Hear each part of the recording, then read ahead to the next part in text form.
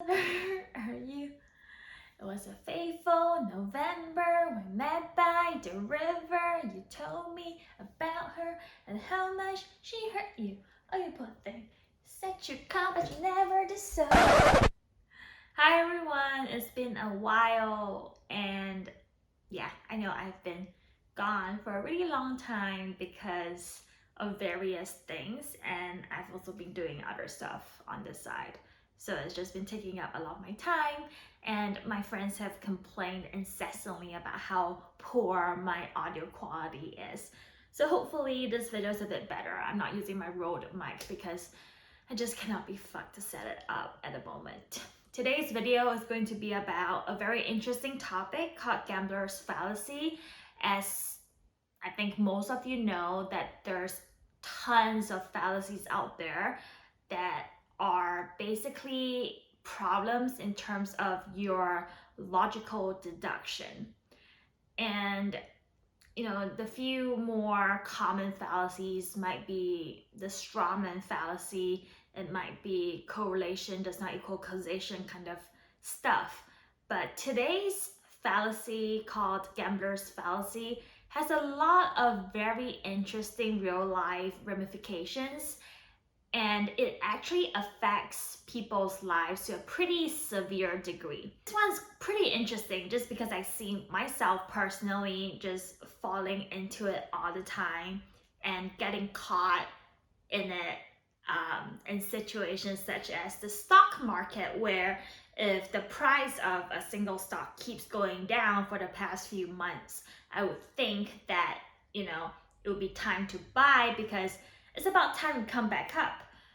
So this is gambler's fallacy, where you think if you were to throw a die maybe like 10 times and they all end up being evens, then you think the 11th time must be an odd number.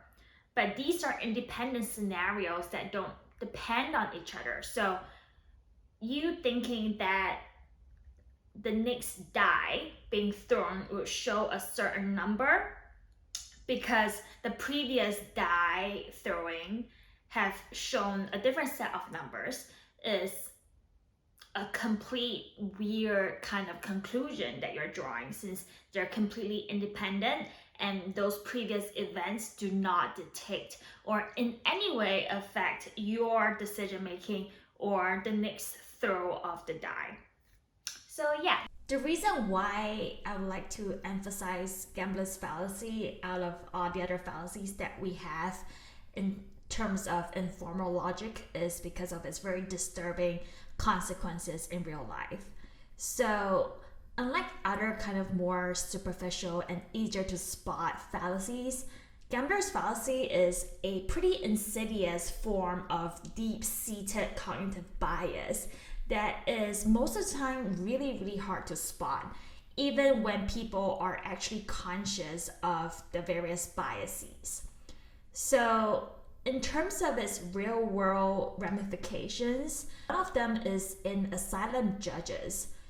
And in this study aimed at discovering if the negative autocorrelation that exists with the gambler's fallacy existed in the decision made by the US asylum judges, results actually showed that after 2 successive asylum grants, a judge would be 5.5% less likely to approve a third grant.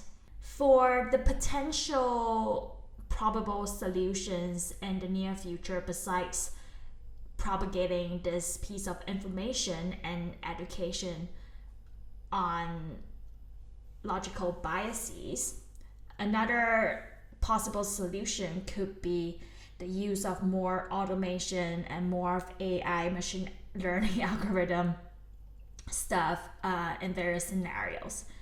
But then again, as we know, these algorithms are definitely not perfect.